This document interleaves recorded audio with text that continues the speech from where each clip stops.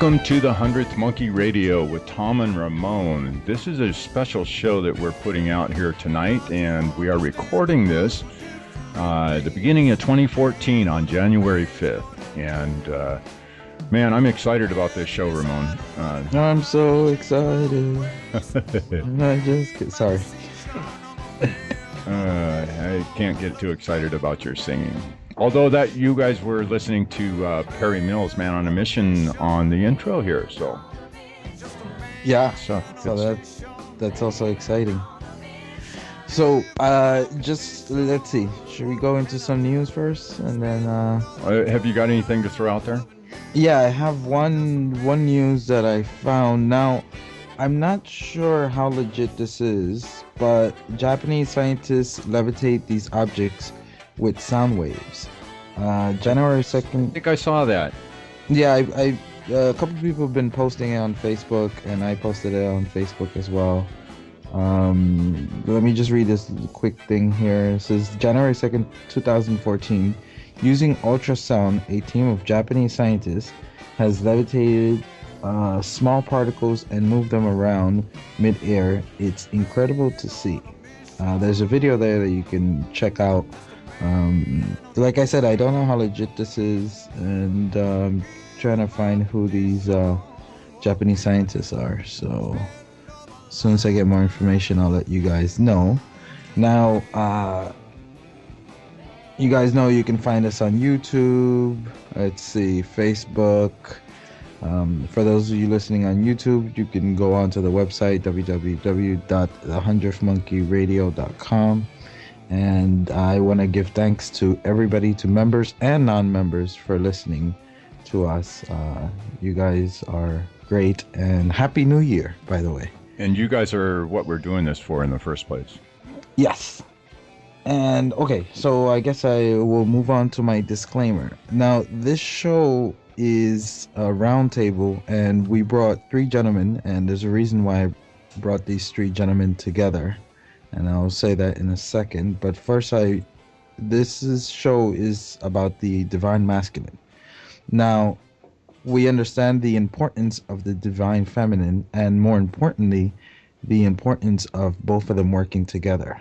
Now, a lot of people have, I think there's a huge misunderstanding with what is the divine masculine, and that's what we want to go into. So this show, it's not a bunch of men beating their chest, and it's quite the opposite of that, except for Tom. Some of the things that we will go into is the focus will be on divine masculine and divine feminine in man.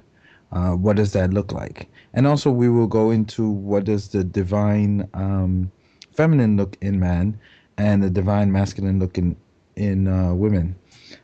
Healing the wounded boy, divine masculine versus the macho man. Whoa. And how to combine the divine masculine and divine feminine for both man and woman. So those are some of the things. So please make sure you listen to the entire show. I don't want to get any emails saying, "Oh, that's sexist." Huh. Well, yeah, maybe, maybe not. It's subjective. Yeah. Anyway, that's the disclaimer. So Tom has some poems and some things that he found No, and put together. no poems, but I do want to. I want to share something with everybody out there. Our planet is currently in the beginning phases of the process of shifting into a divine and higher dimensional level of consciousness. The planet and all her human inhabitants are beginning the process of shifting away from the current primitive robot-like third and fourth dimension of human consciousness wherein humans may feel enslaved, depressed, and consciously separated from God, and moving into a higher dimension, a divine fifth dimensional level of consciousness. Human mass consciousness is in the process of moving upward and away from the present situation of believing, feeling, and thinking that all humans are actually separated from God. In truth, we are presently separated from God only in our consciousness, only in our level of consciousness. And now we are in the beginning stages of raising our human level of consciousness upward into the divine fifth dimensional level of conscious oneness with God. And what do the beings of light in the hierarchy of God see as the most critical missing element on this spiritual path, this return to conscious oneness with God? What do they see as the single missing element, the single quality that is most lacking in human mass consciousness today, which is the divine solution to all the violence, war, aggression, depression, illness, and disease so prevalent on our planet today? The integration and balancing of the divine masculine and feminine qualities within all of us. I would like, with that said, that is kind of my statement, and that pretty much encapsulates the way that Tom sees the importance of the divine feminine and masculine. And with that said, I would like to welcome our roundtable guests on tonight. We have with us Perry Mills and Ronald Holt and Dr. Dream. Welcome to the Hundreds Monkey Radio, guys. Happy to be here. Great to hear you guys. Hey, thanks for the invitation again to be on the show, and nice to meet both Perry and Dr. Dream. Great. Oh, yeah, that's right. First time you guys. Yeah. I just want to say, Tom, before we get into it, the reason why I picked all three of these gentlemen because they have several things in common. One, they remind me of each other. We've interviewed all three of them separately. Number three, even just as important, is that they all have these powerful women with them. All three of them are involved with very strong women who are bringing the divine feminine very strongly to this planet and are doing it in their own ways, and they're out there strong speaker, very strong women that all three of these gentlemen are involved with. And when I talk to all three of the gentlemen, are very secure in who they are and what they are. So it's the reason why we brought these three gentlemen together, and maybe we can do a camping trip. Okay, so Ramon, you want to lead out with the questions and get the ball rolling here? Yeah, well, before we get the questions rolling, some people might have not caught any of the shows with the good point. Separate. So let's start off with introductions. I guess let's go with Ronald first. Short introduction, who you are and how you end up talking out in public. Oh, well, thank you. My name is Ronald Holt, and I think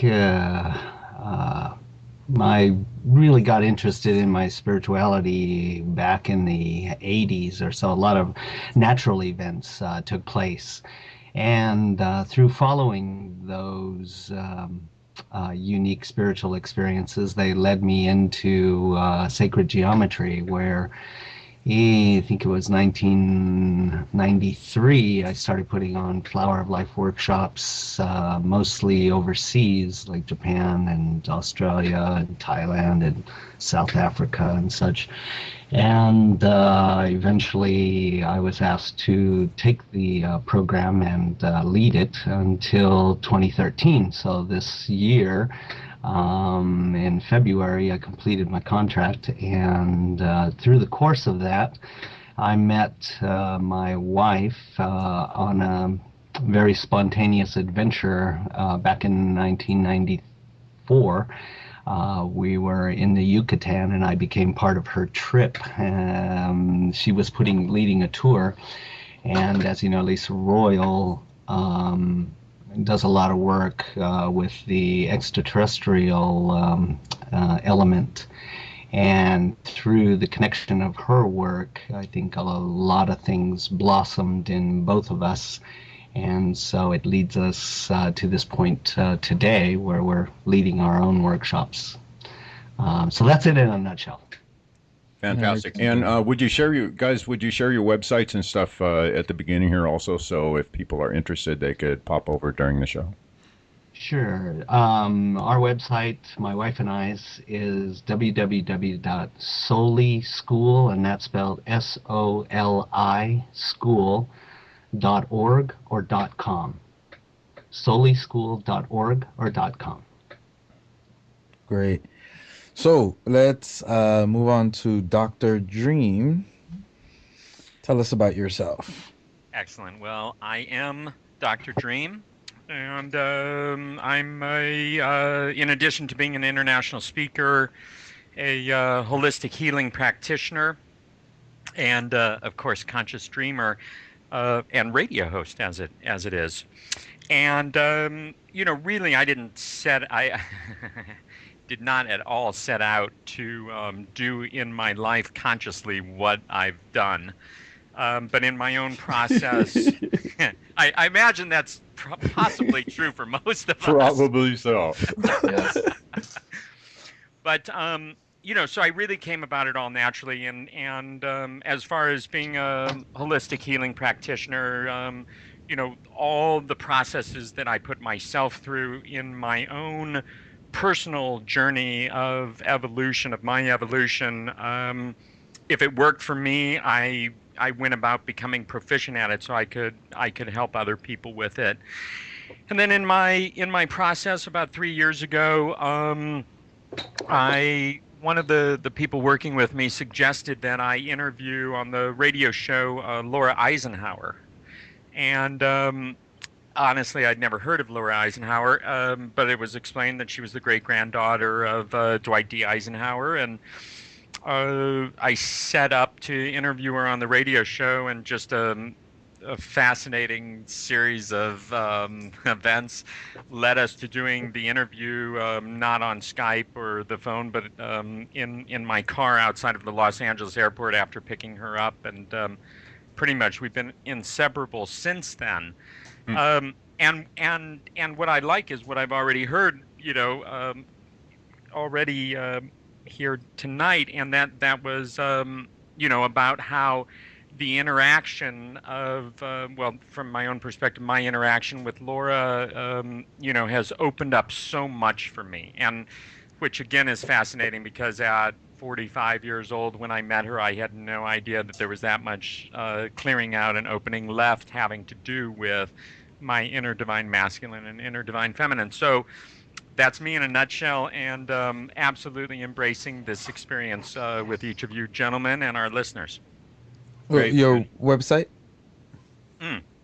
Our website is www.touroflove.com. Perfect. And last but not least, Perry Mills. Hey, guys. Hi, Ramon. It's great to hear your voice. I didn't get to say hello earlier. Oh, yeah.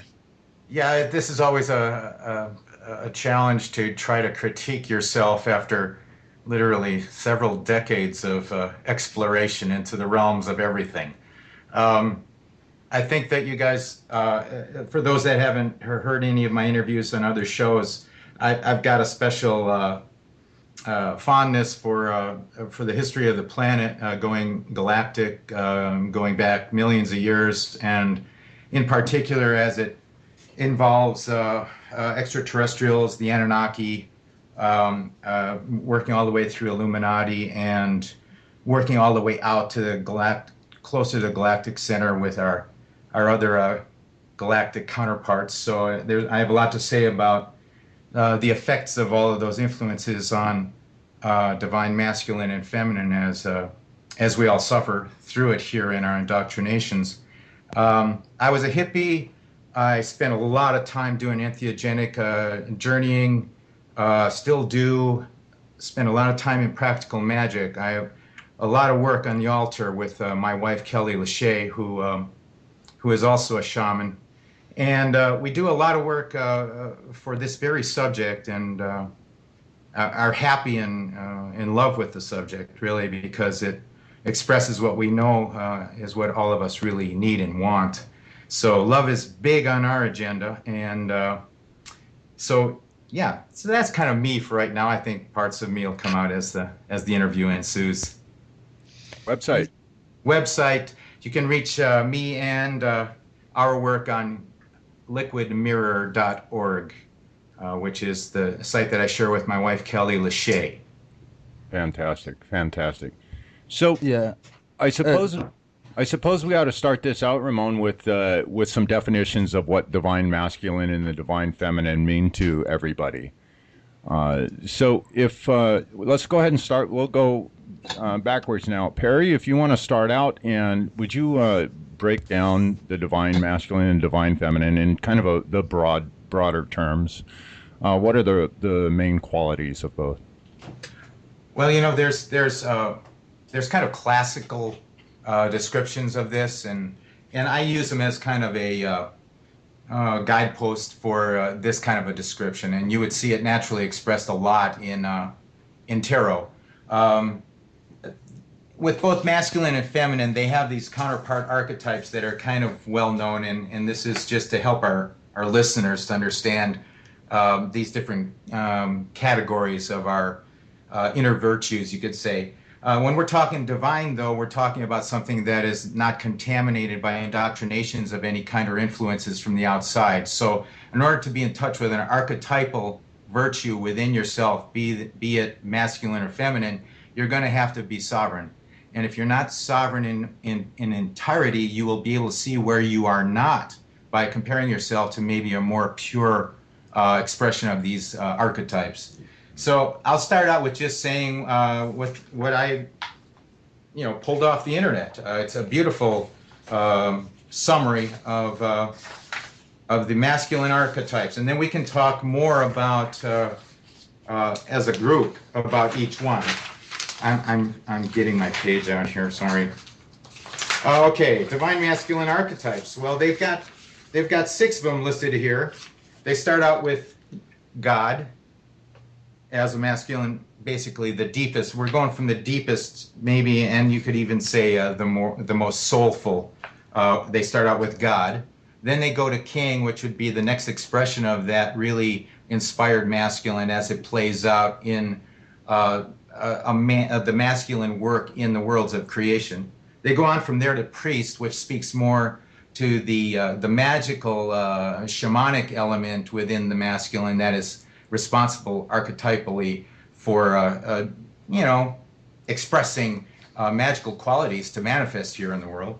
They go on from the priest to the warrior, and we all know as men that natural affinity that we have as the warrior to protect and preserve the safety of our world and our people. We go from that archetype to the lover, which of course brings in that whole sensual, electric, alchemical part of our physical, sensual well-beings as pertains to love. And then finally, we go to sage, which basically describes the masculine as it becomes mature and has integrated all of these other types of archetypal virtues, and now is capable of instructing and overseeing and supporting others to express all their divine masculine traits. Great. That's Good list. Good list. yeah, that's a really good list.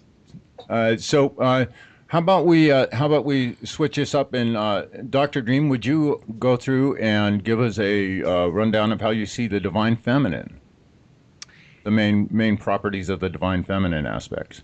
At least, does anybody disagree with or have anything to add to the descriptions that Perry gave as the broad points of the divine masculine, or anything you saw missing there?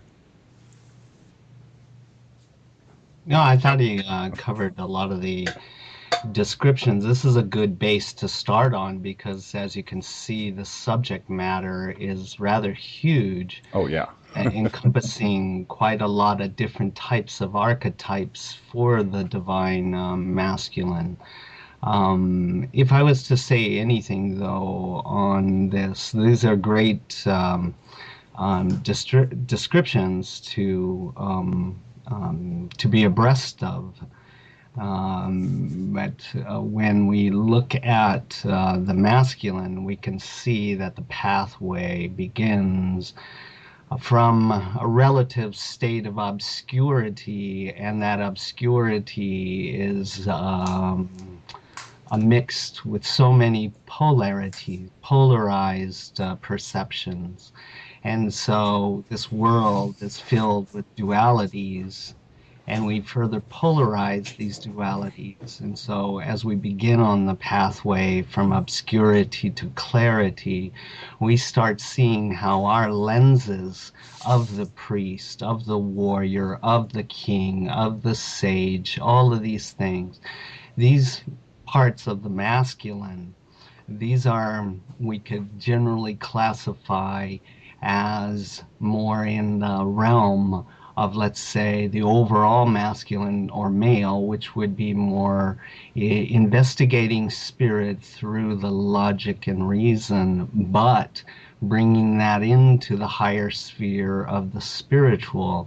And then the divine feminine is really about meeting the obscurities, the polarizations, not from the logical point of view or the masculine male or straight and narrow perspective through all of the levels of the male, but through the feeling aspects. And even in our feeling levels, we have so much polarized lenses of unconscious judgments and descriptions on the world, and that can only be clarified by bringing together both the masculine, the female, and the adult and the child, and walk through these levels of polarizations till we start to get into more clarity.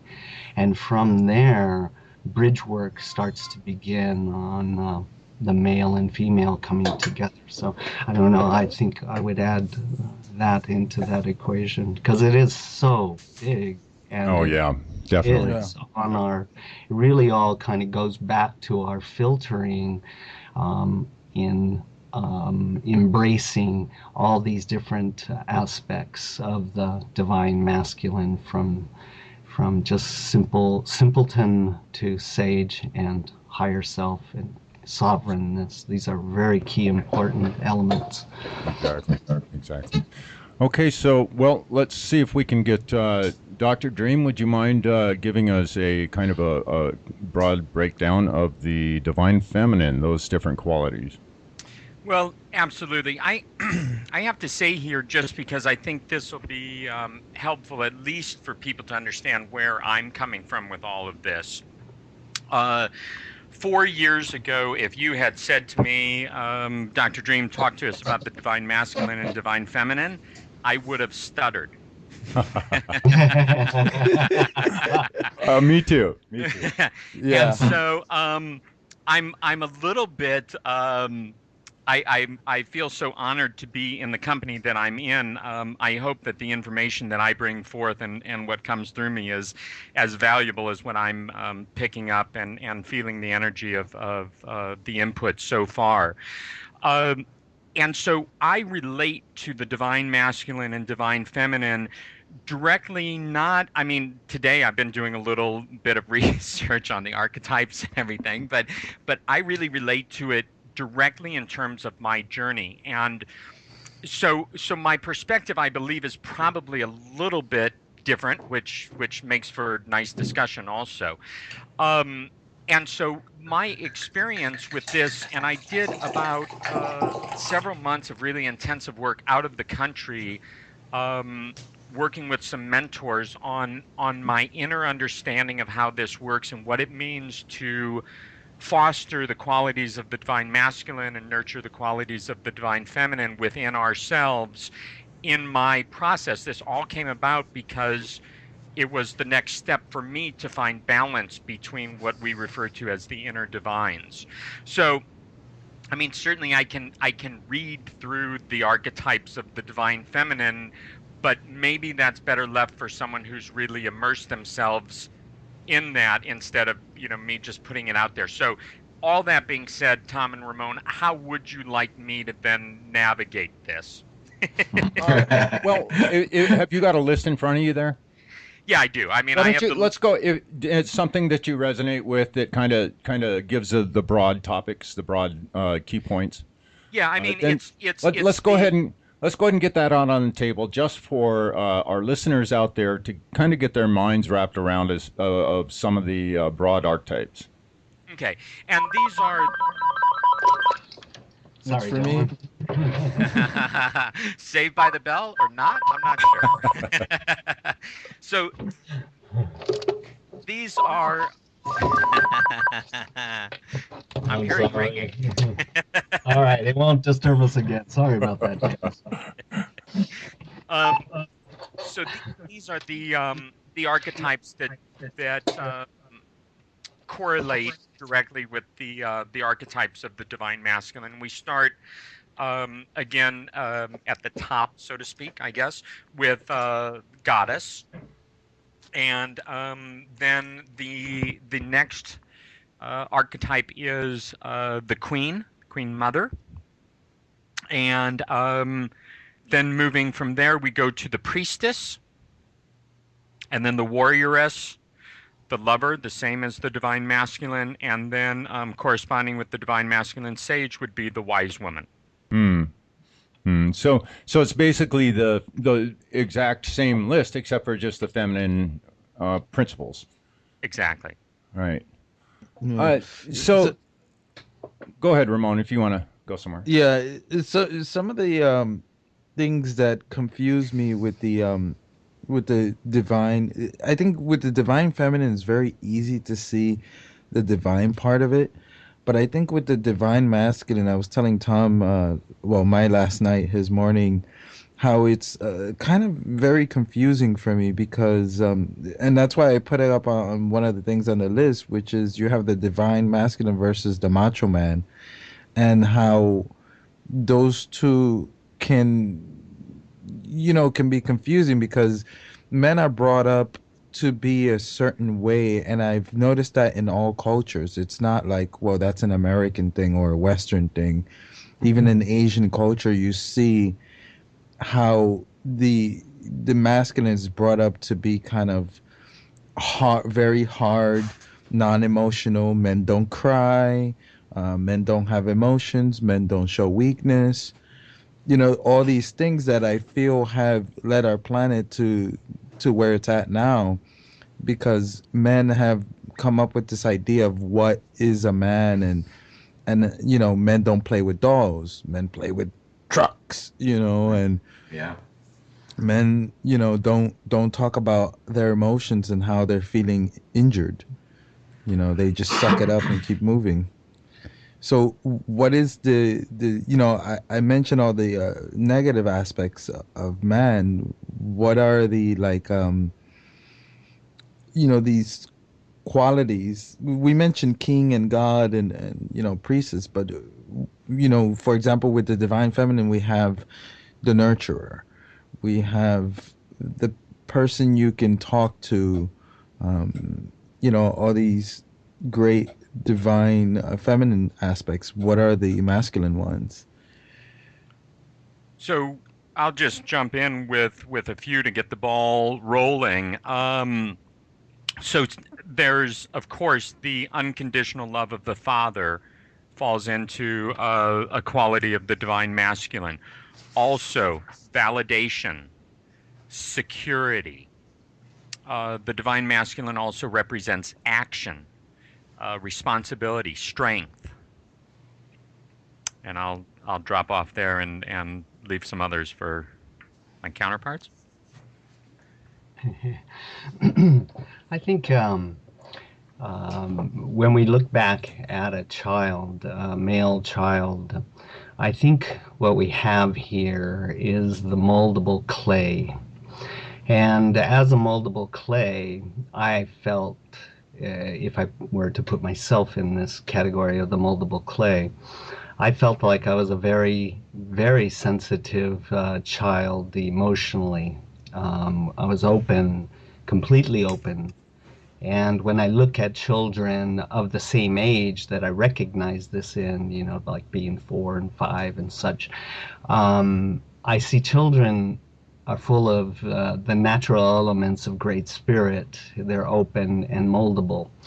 And however, though, the society is situated as such that there are stresses and conditions and challenges that the parents are going through. And so the child itself starts to feel the limitations placed upon him by the parents and how much support that is given at that time for being a holistic being, meaning both male and female.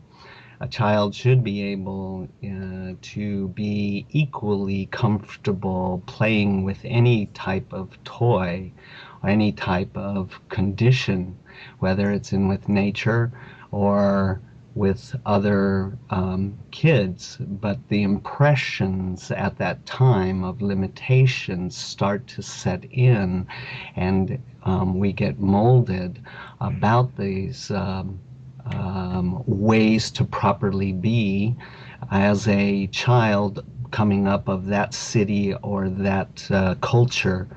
And like you said, Ramon, many of them are the same.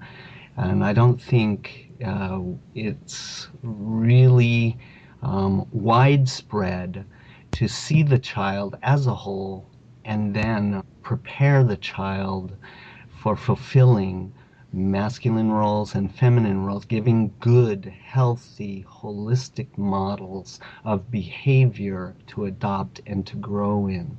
So the child starts to accrete a type of patina of walls and barriers and belief systems, and usually the child places that against himself first.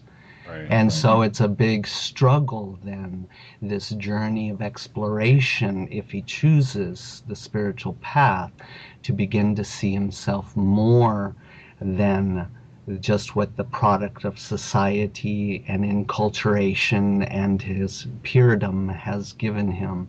And so it really takes the brave and adventurous soul to step into wanting to own these other components of the self as he starts to break down the walls and barriers that were created from the immature mind responding to overwhelming charges and influences and energies that were just unfathomable. So they were reasoned away in very basic terms. So they were unprocessed. And that's a whole long pathway out. Right. Can I say, I'd like to add something to all of this, since this is, we're all taking on a huge subject, and for the listeners, I know it may seem a little disjointed as at first because the subject matter is really vast. One of the things that I think is important to note here when we're talking about masculine and feminine virtue or archetype, and one of the things that I think is important to note as individuals, as sovereign souls that each of us is, each unique, and it's our uniqueness that makes us of value, both to ourselves and to the world that we contribute to. Now, when we're talking about masculine and feminine, we can't not talk about the fact that we all have our own spherical components of masculine and feminine balances.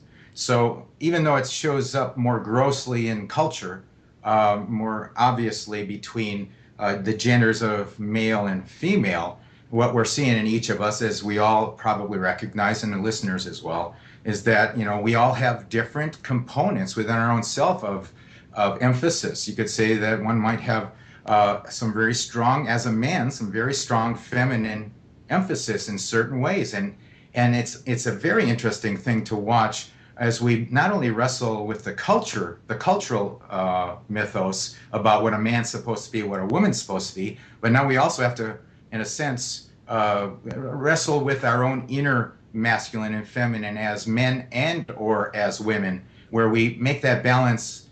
We accept and integrate those two in this very, symbiotic way, so that we're not at odds with our own nature. Now, the culture at large, when it's trying to raise boys and girls, it's just basically throwing a boilerplate out there and just trying to just cram everybody through the boilerplate. But all of us know, every listener knows, that you don't fit into the one shoe size fits all, that you've got different parts of you that are very unique and different balances of masculine and feminine in your own nature. So this discussion goes beyond just talking about men and women. It goes beyond talking about the masculine and feminine in our own selves, and how we basically integrate and make peace and basically relish those facts and those parts of our nature, so that we become soul sovereign complete. I mean, we all long for completion, no matter who we are.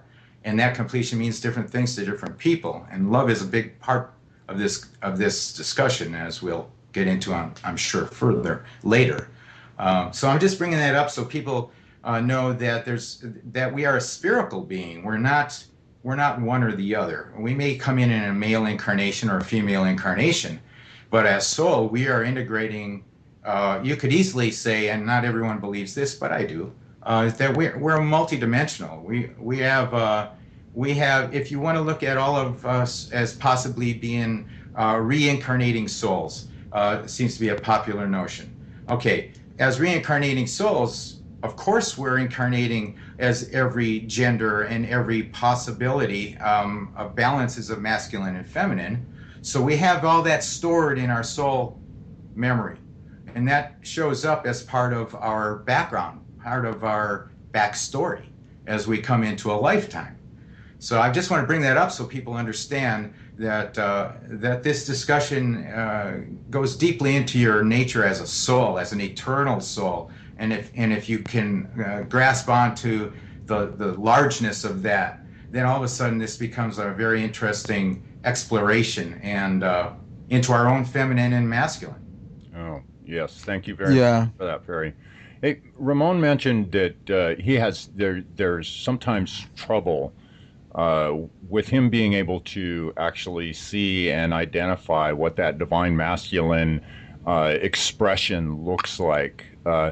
Dr. Dream, would you share with us some of the external expressions of that divine masculine energy and how a person can actually identify those things within themselves? Sure, absolutely. I think it's important to bring some distinction between masculine qualities and divine masculine qualities, and that they're not one and the same. Certainly, there's some overlap, but as Ramon was suggesting by listing some of the masculine characteristics, those wouldn't particularly translate as a divine masculine quality. Right. And so, um, in my own experience, it was important for me to spend time identifying how I was relating to my divine masculine, how I was, or as the case was in some aspects, honoring or not honoring those qualities. Um, and I guess what made the most sense to me along the way in learning about this, and then really applying it in a practical sense, was looking at how I had been in relationships in the past. And because what I realized is if I'm not fostering my qualities of the divine masculine, if I'm not nurturing my qualities of the divine feminine, then I'm looking for and trying to get them outside of me. And this we see a lot when people say, "Oh, this person completes me." I mean, I sort of shudder when I hear that from anyone, because ultimately we are here to complete ourselves. It's not about one person latching on to another person and saying, "Oh, finally, here I am. Now I'm complete." There are aspects of being in relationship that can allow us then the opportunity to fully expand into who we came here to be. But holding someone else responsible, or in that position of, they complete me and finally I've got it, finally I'm this whole person, works. I've decided it actually works incredibly well in the short run, but in the long term, it's crash and burn, because you can't focus your completeness on anything outside of you. And so this was big for me. So what I did was I went through a process of looking at my relationships. First, my relationships with women in my life, and what was I looking for? What attracted me to that particular person? See, I had to really bring this down and make it so real. It's like, okay, so how is this really working? Because for me, talking about the archetypes is fine, but I need to bring it right down into, like, the practicalness of who I am and how I'm showing up in the world. And so this is just kind of the process I went through, and I looked at those relationships with significant others and male friends and female, just regular female friends, seeing where my emphasis was and what was I doing in that interaction, and what I found was a lot of the time I was, for lack of a better word, compensating for qualities that I had access to within myself, but didn't allow myself that recognition, I guess. So would you say? So would you say that personal ownership of that self-expression for both what's happening inner and outer is a divine masculine property?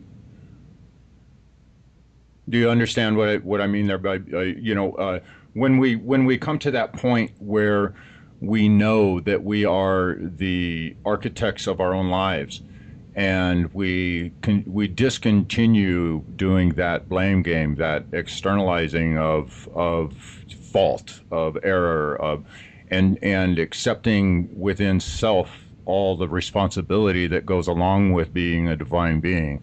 Do you think that acceptance itself is a property of the divine masculine? I think when you use words like responsibility, and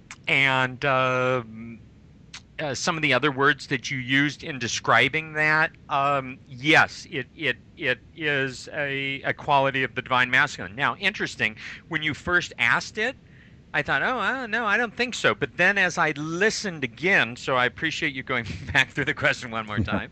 As I listened again, I was pulling out the words that were the words that related to characteristics or qualities of the divine masculine. So absolutely, that makes sense. Yeah.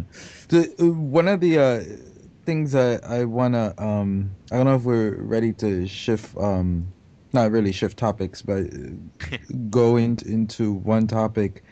And, before I go into this topic, I wanted to mention how I feel that creation itself sometimes does things that if you're not paying attention, you'll completely miss it. And I'll give an example, and I find it hilarious too thinking about it. So you have a male, and obviously, when we're children, we realize, wait, I'm a little different from my sister. I have an outie, she has an innie. But then you have these things of life where you have the hermaphrodite, which is the combination physically of both, depending how there's different versions of a person like this. And I had the pleasure of meeting one, and the funny thing with the whole aspect of the hermaphrodite was that you know physically he was more male, but yet he naturally grew breasts and he had both genders. And the reason why I'm bringing this up, because in society he was always considered gay, and not that there's anything wrong with that, but he was a combination of both. And I kept telling him, you're not gay, you can't be gay, you have both genders. So the whole thing of being gay goes out the window. And the reason why I bring that up is because I feel that creation kind of brought in this third gender, the hermaphrodite, to kind of tell us, like, hey, we're both. We carry both the feminine and the masculine. By the way, guys, anytime any of you want to jump in and start away, don't hesitate, please. Thanks for saying that, Tom. I could tell we were all trying to be polite. No, just be Enough of yourself. that. We know better. We know better than that. So just come on. I think Did I throw you guys off, or do you get what I'm coming from? Oh, no, I totally. think what you're saying is really poignant here, because I think when we look at ourselves as consciousness, there is no real classification of masculine and feminine. It's more hermaphrodite. I think because this is a world of duality, it naturally has to have the offspring of hermaphrodite, which would be the masculine and feminine. Now seems like we explore on this world the qualities of the masculine, and let's just generalize that for a moment and say that in the masculine, it's, let's say, the warrior, being able to pick up and defend yourself when you need to, and use whatever resourcefulness that is necessary to augment your strength in challenges that are necessary for strength to come about, rather than just be, oh, I can't do that. That's not of my gender or not of my liking, or so on or so forth. So we can't reason away our abilities. We need to increase our abilities. So we learn in the masculine forms because we take the gender of whatever lifetime we're in to be masculine or feminine, because life never ends. So in the masculine, we learn how to use tools like a mechanic and so on. Not that women can't do that, but now in this day and age, women are also challenging themselves in the masculine forms to take apart whatever is in front of them and be able to put it back together. These are kind of masculine ideals, and we can take this further even into the intellectual, the physics and so on. Females are also involved in that area, and they add such important elements in that. They have oftentimes different perspectives that broaden the scale more than the masculine, which, as we've heard, the masculine only uses one side of the brain, where the feminine uses both sides quite readily. So when we look at that aspect of growing as a male, and adopting all the abilities that come with that type of gender, not shying away from it, but exploring it and getting it where you're really familiar with it, that it's comfortable for you, and then going into the feminine role and doing the same thing in that area, so that when situations come up, you know, in our lower levels, when we were talking about just the warrior is more apt to be polarized and adopt war. But the sage will come up and go, no, you know what? I don't have to be stimulated in a polarized way and only react with power, which is kind of masculine.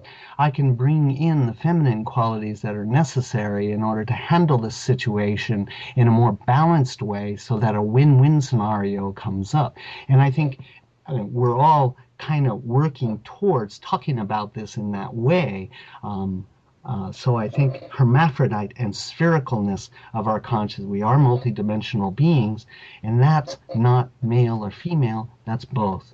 And, you know, if we were to take a step further on this, by applying all the windows of our consciousness in both masculine and feminine ways, we then build the bridge to start bringing in the qualities that has us start to feel and see our otherworldliness. We start to see ourselves in other cultures and other people. Hey, I'm just the same thing. But then that extends out beyond this boundary. And we've all been meditating. We all have different beings coming to us, and we treat them in that way that's coming from that deep balance of both masculine and feminine abilities to bridge and begin opening windows and doorways into greater modes of behavior, greater modalities of consciousness.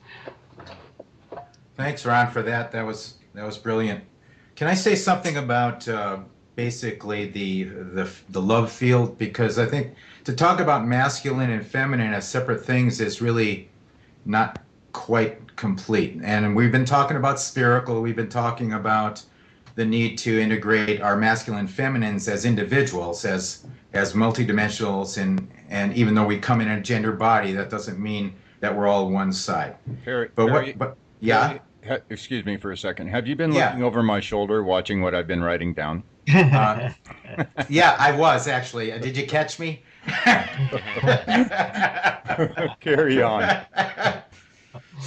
So really, you know, the whole thing with duality and non-duality is all tied up in this, and I'm really grateful that we have a group of men here that can actually embrace the breadth of these kinds of subjects. So when I'm looking at the duality of non-duality and duality, which is a duality, I see this I see this breathing that goes on, breathing into oneness, breathing out to multiplicities, and duality. I'm never at odds with any of this. So I'm not an ascent person. I do not believe that it's important for us to ascend anywhere except to be inscend, more like we're talking about when you're going sovereign, when you're going spherical as yourself, you're becoming complete within yourself. Well, that's not a motion. That's an awakening. When it comes to masculine and feminine attributes, whether you see them in chemistry or in the galaxy, whether you see it on the atomic level or on the solar level, what you're really seeing is the same thing. You're seeing a field generated by two poles, and that's what duality was always meant for. That's why it was created. Time and space were put together to create fields, the fields of opposites, and the fields of opposites were never meant to join completely and forever. They were put there to create a field. And what is a field? A field is a potential. It's a workplace. It's a place where you develop bridge work, where you develop new creations. You bring forth children. You manifest the unmanifested. You bring forth things that never were even have never emerged before. To me, that's the whole God reason for creating duality, and then pulling it all back in to basically harvest all of what you've learned, and then breathe it back out again and do it all over again. Now that's my own little cosmology. So when you're talking about masculine and feminine, what you're really talking about, you can't talk about them separately, can we? Nope, you can't really.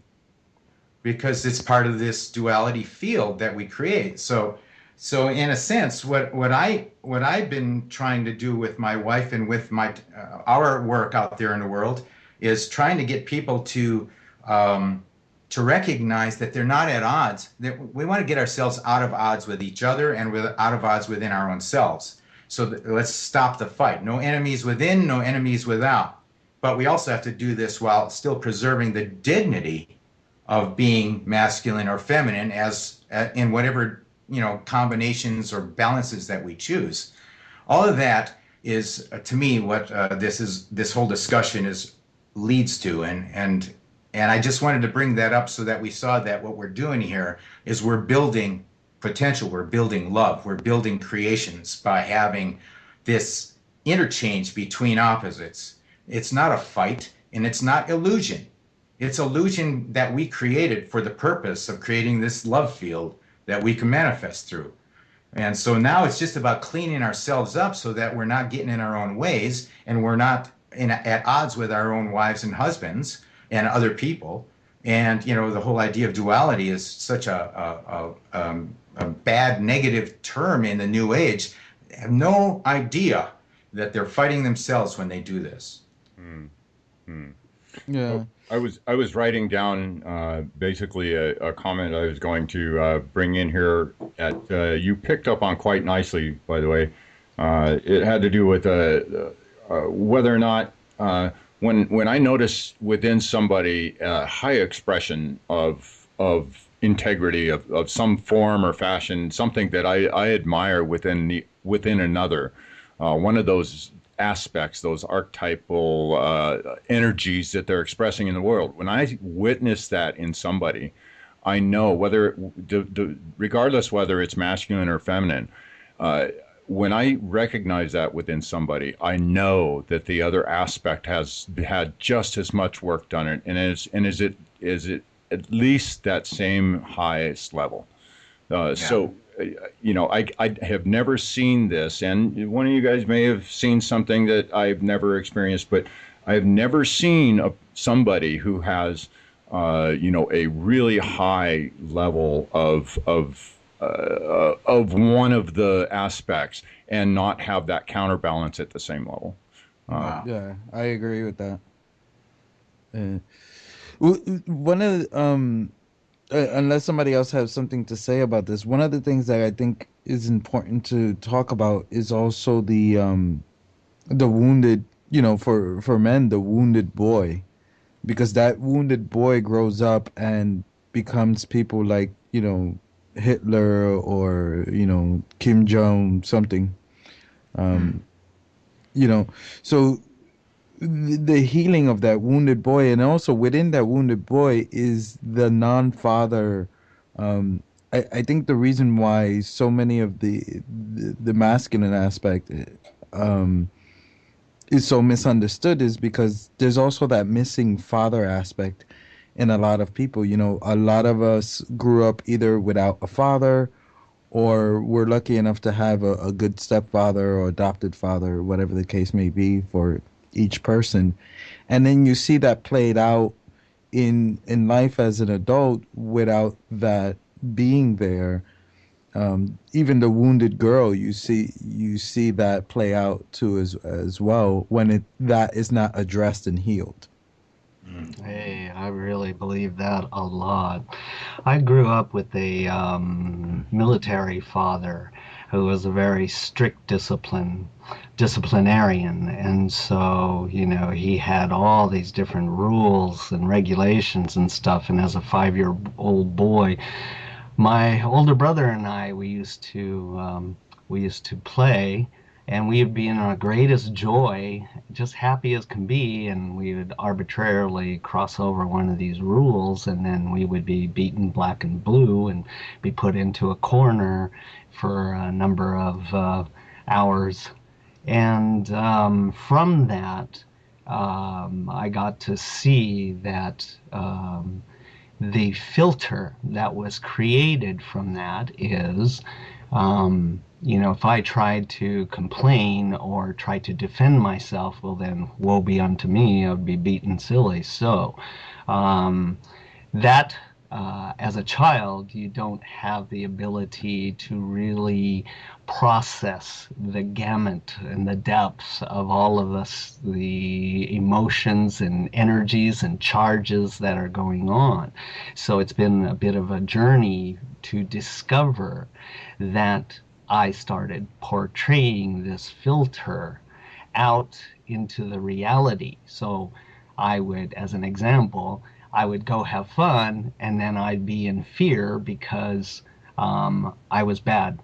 I knew something was going to happen, so I would trigger somebody to come and abuse me. And that repeated over and over until I could start to see the filter that I generated from that time. If I'm having fun, then I'm bad. I've broken a rule somehow. But it also branched out into other areas, like, as an example, other males were I would look at other males as being highly volatile, unreasonable, and you had to walk on eggshells because at any moment they could, you broke some kind of rule that they have, and suddenly you were punished. And also, the most important element that I found from this was I couldn't find that my own innocence. Now, it took me a long time to really see this whole dynamic that was taking place that I was projecting out into the reality because I wanted to be healed from this. So I created these kinds of situations where people would take advantage, other males would take advantage because nature abhors a vacuum. And for me, not being able to emotionally feel my purity, my innocence, and my empowerment, created these things to come my way until I could finally see it clearly. And in the midst of the worst projections, I mean, I had to go through court cases and things like this. You're sitting on the stand under cross-examination, and you're innocent. You had to pull up all of the facts to prove your innocence, and then eventually you start to see that you are, and you start to feel you are. But because of that stimuli at the beginning, that unconsciousness, the unfinished processing that I had as a child. And it goes back further than that. And I believe it goes back from the moment we really fell asleep and we feel guilty in some way that we did something to leave from that fullness of feeling creation so intimately tied to you, so supported and such. Well, I had to develop my own pathways from consciousness, from working, and then feeling, knowing my innocence, feeling the innocence, even under the greatest duress when people were projecting a whole lot of stuff, and not fire back from a polarized perception, but from clarity and love, the love that you took however many lifetimes and however much work in this lifetime to drill through the walls and drill through the belief systems until you could find your core and really feel that, and then stand on it and be it. Once you do that, it changes the whole dynamic in the outer reality, because you're standing on your truth and you're no longer projecting from unconscious belief systems. Hear, hear. Wow, great share, Ronald. That was excellent, and it brought up quite a bit for me, looking back at the question about the father energy. And it's so it's there's aspects, of course, that are unique to each of us, but it seems like for our generation, broadly speaking, and before that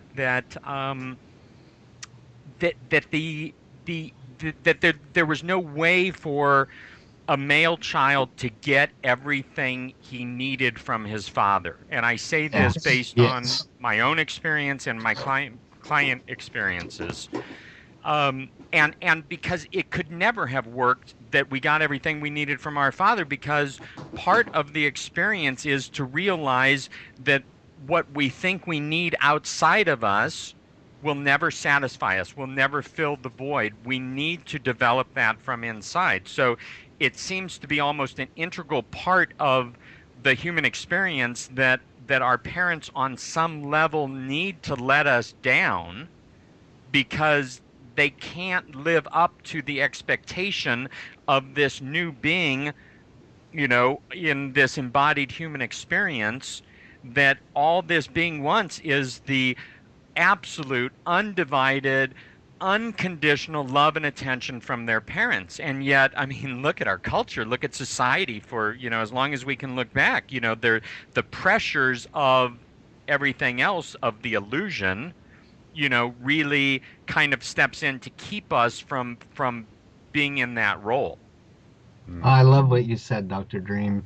That is so important to see this. And our parents, unless they've broken down the very walls I was describing, then they could never provide you the true clarity you're looking for. And it's really up to each and every one of us as sovereign to grasp our sovereignty through these challenges and facing them, both in the masculine and in the feminine way. So Right. I loved what you said. Ronald, you said something also that there's a couple of key words in here that I found come up all the time in this discussion, and that's innocence, and then I'm going to add to that self-forgiveness. Now, the whole idea of our parents ever being able to give us everything we needed is not exactly why this place was created for us. I mean, it's an incomplete world. It was created with missing pieces so that we could fill in those pieces. That's kind of what emergence is all about. That's what the crawl of creation that this emergent factor is. What I found the hardest in my own experience, because I've done tons of feeling therapies, primal therapies, every kind of thing that deal with some of the wounds that you were mentioning, Ramon, about the wounded boy.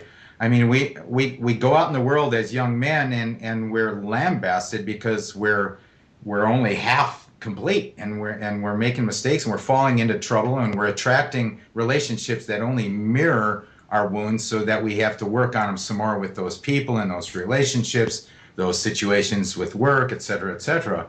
So in the path to this getting back to our divine masculine, there's got to be tremendous softness in the way that we treat our own innocence and our own selves, our own child. That boy that you talk about is living in every one of us. And we went out there in the world as the wounded boys and girls, and we're, in a sense, we're going through the painstaking process of starting to gather back our innocence, and instead of taking the blame for the projection of the outside world in on us. So all of that is one by one, it's like knocking them down one by one, but it's got to be done with a real softness, a real self-compassion. And I know that the trick to connection is self-forgiveness and seeing your innocence, so that you have the humility and the sense of right, that you have a right to know the truth, to be not punished for being what only you could be, given the circumstances of your life hitherto. So Here. Well said. Yes, I love it. Very well said. Now, there's a very important portion of this that we were just describing the dynamics of, the former reality we had, which is, our parents and how our parents treated us as children, and the way that the world was, and all our parents' obligations and pressures and so on. Obviously, they couldn't tend to our needs that we needed. So, but in that model, there's something really deeply important.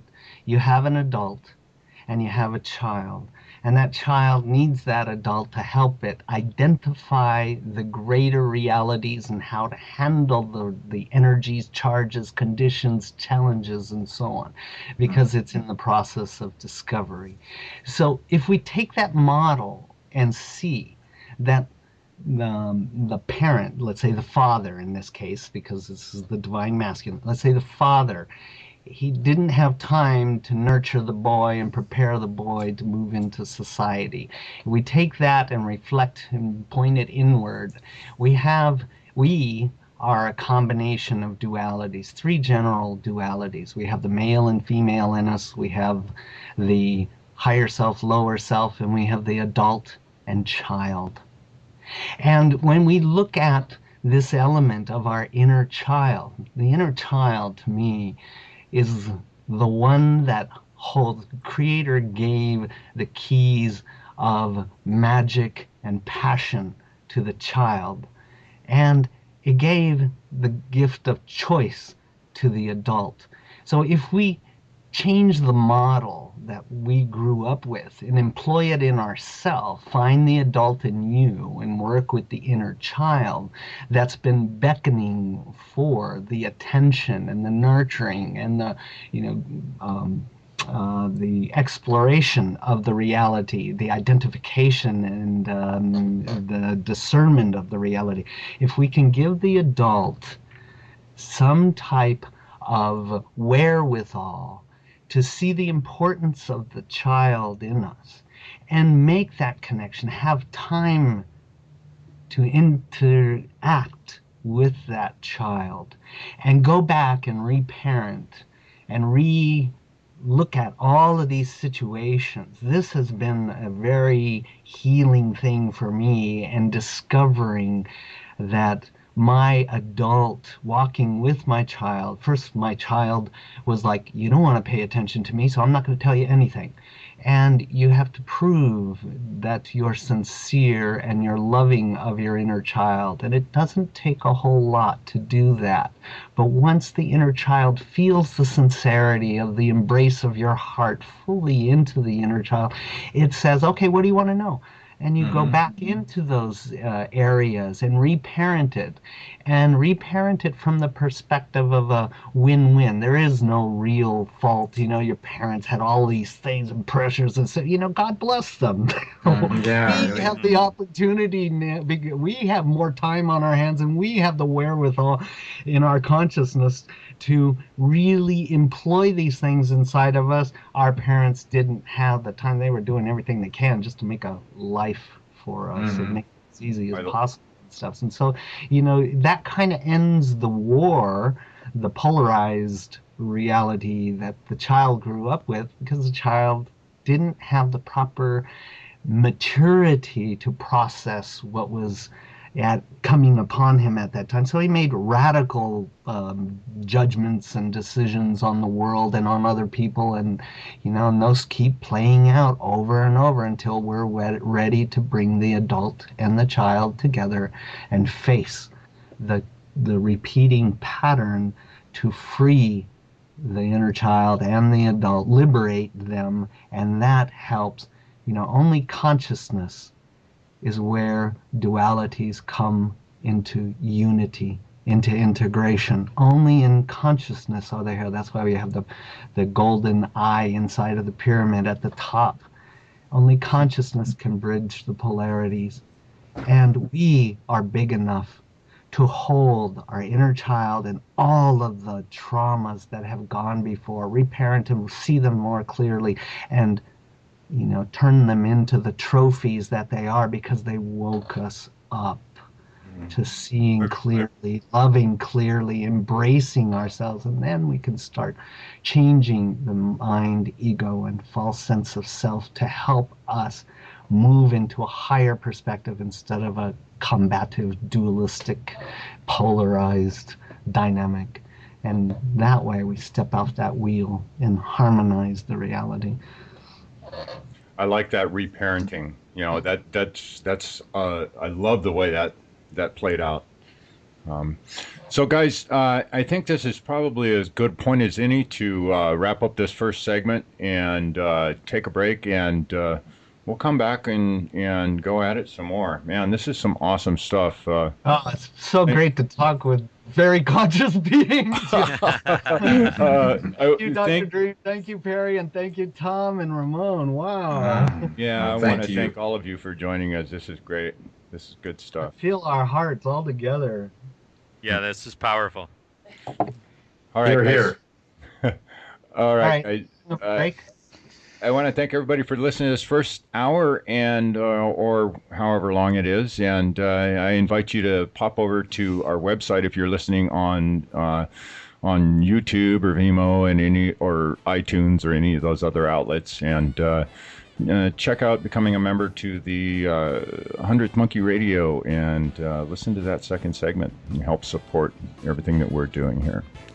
We're going to let our good old buddy Perry Mills take us out of here. Man on a mission. This should have been Men on a Mission for tonight. Yeah, tonight, yeah. So, Perry, are you going to do the Yeah. song live?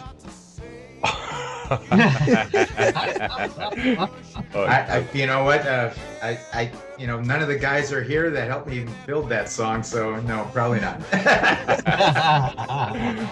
All right, guys. We got Perry Mills taking us out into the break. We will see you on the other side. Condemnation without investigation is the height of ignorance. The love you deny is the pain you carry. See you in the other show.